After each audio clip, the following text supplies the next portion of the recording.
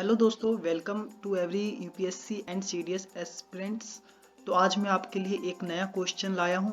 आज हम इस पे डिस्कस करेंगे। मोस्ट इम्पोर्टेंट क्वेश्चन है, इससे आपके 2-3 टॉपिक क्लियर हो जाएंगे। तो चलो आगे बढ़ते हैं, हम क्वेश्चन की तरफ देखते हैं कि क्वेश्चन क्या है। With the reference of the Indian economy का क्वेश्चन है। कंसीडर द फॉलोइंग स्टेटमेंट के बारे में बताना है, कंसीडर करना है। ध्यान से देखिए, which of the statement are correct. 3 statement दिया गया है, इनमें से कौन सा सही है हमें ये बताना है। पहला स्टेटमेंट क्या है, an increase in a nominal effective exchange rate. NEER nominal effective exchange rate को NEER नीर कहते हैं। Indicates the appreciation of rupee. क्या कहना चाहता है क्वेश्चन? पहला पॉइंट कह रहा है कि जो NEER नीर जो है नॉमिनल इफेक्टिव एक्सचेंज रेट, क्या ये मूल्य प्राइस इंक्रीजमेंट को दिखाता है? रुपी जो है, रुपी का प्राइस इंक्रीजमेंट होता है, इस चीज को दिखाता है नीर। सेकेंड पॉइंट है, an increase in a real effective exchange rate REER indicates an improvement in a trade competitiveness. मतलब जो REER है, जो व्यापार में सुधार को दिखाता है, इम्प्रूवमेंट इन अ ट्रेड कॉम्पिटिवनेस, जो व्यापार के प्रतिस्पर्धा कॉम्पिटिशन होते हैं उनमें सुधार को दर्शाता है। थर्ड पॉइंट है, N increasing trend in a domestic inflation relative to inflation in other country is likely to cause an increased diversion between NEER and REER।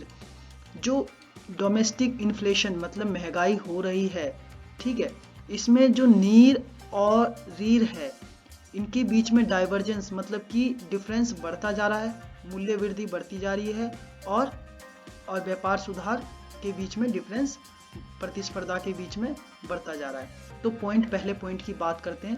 The nominal effective exchange नीर, जो पहला पॉइंट है, it is an adjustment weightage average rate at which any country currency exchange for basket of multiple foreign currency. जो नीर होता है किसी भी कंट्री का एवरेज वो रेट होता है जिससे हम दूसरे कंट्री की करेंसी को एक्सचेंज करते हैं, उसे हम नीर कहते हैं। The nominal exchange rate is amount of domestic currency is needed to purchase foreign currency. तो जो एक्सचेंज रेट होता है जिससे हम, ये वो एक्सचेंज रेट है जिससे हम फॉरेन करेंसी खरीद सकते हैं अपने करेंसी के बदले में। It is measure of the value of currency against a weighted average of several foreign currency. An increase in a NEER indicates an appreciation of rupees। क्या होता है, जो ये मेजर किया जाता है करेंसी, कुछ फॉरेन करेंसी का एवरेज लेकर हम उसके बेसिस पे अपनी करेंसी की वैल्यू तय करते हैं। तो एन इंक्रीज इन अ नीर में जो इंक्रीजमेंट होती है वो हमारे एप्रिसिएशन ऑफ रुपीज को दर्शाता है। इसका मतलब क्या हुआ, हमारा जो पहला पॉइंट है वो बिल्कुल करेक्ट है, हमारा जो पहला पॉइंट है वो हमारा बिल्कुल सही है। चलो अब नेक्स्ट पॉइंट की ओर हम बढ़ते हैं। हमारा जो नेक्स्ट पॉइंट है वो हमें क्या कहना चाहता है, the real effective exchange rate REER REER, it is the weightage average of country currency in a relation to index और basket of other major currency. क्या कह रहा है, तो ये जो है एवरेज है करेंसी, किसका एवरेज है, basket of major other currency, जितने भी बड़े बड़े करेंसी होते हैं उसका एवरेज होता है, उसे रीर कहते हैं। The weight are determined by comparing the relative trade balance of a country currency against that each country in the index.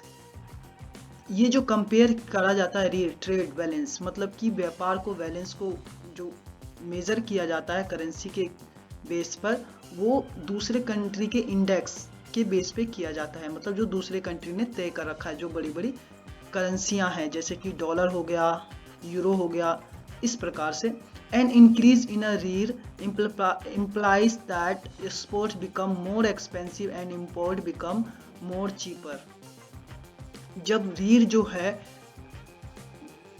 Become more, जब रीर क्या होता है कि रीर इम्प्लाइज मतलब रीर को लागू किया जाता है, तो हमारे साथ क्या होता है, तो हमारा जो एक्सपोर्ट होता है बहुत महंगा हो जाता है और इंपोर्ट जो हो जाता है बहुत सस्ता हो जाता है। किसी भी कंट्री में बाहर के सामान ज़्यादा आने लगते हैं और हमारा सामान बाहर नहीं जा पाता क्योंकि एक्सपोर्ट हमारा महंगा हो जाता है। Therefore an increase indicates a loss in a trade. तो क्या होता है, इससे हमारा ट्रेड में नुकसान होता है। तो इसका ये मतलब है कि हमारा सेकंड पॉइंट गलत है। क्यों गलत है? क्योंकि यहाँ पे क्या कह रहा है कि यहाँ पे ट्रेड में इंप्रूवमेंट होता है। नहीं, जब रीर को लागू किया जाएगा तो हमारे ट्रेड में नुकसान हो जाएगा। नुकसान क्यों हो जाएगा भाइयों? नुकसान इसलिए हो जाएगा क्योंकि हम व्यापार कर ही नहीं पाएंगे, हम एक्सपोर्ट कर ही नहीं पाएंगे, हम केवल इंपोर्ट करेंगे, हमारे देश का नुकसान होगा। आगे बात करते हैं हम नेक्स्ट थर्ड पॉइंट की तरफ। तो हमारा थर्ड पॉइंट हमें क्या कहना चाहता है, हम इसको ध्यान से देखेंगे। द नीर is a weightage geometric average of the bilateral nominal exchange rate of home currency in a terms of foreign currency। मतलब क्या है, जो नीर है ज्योमेट्रिकल एवरेज है, किसका?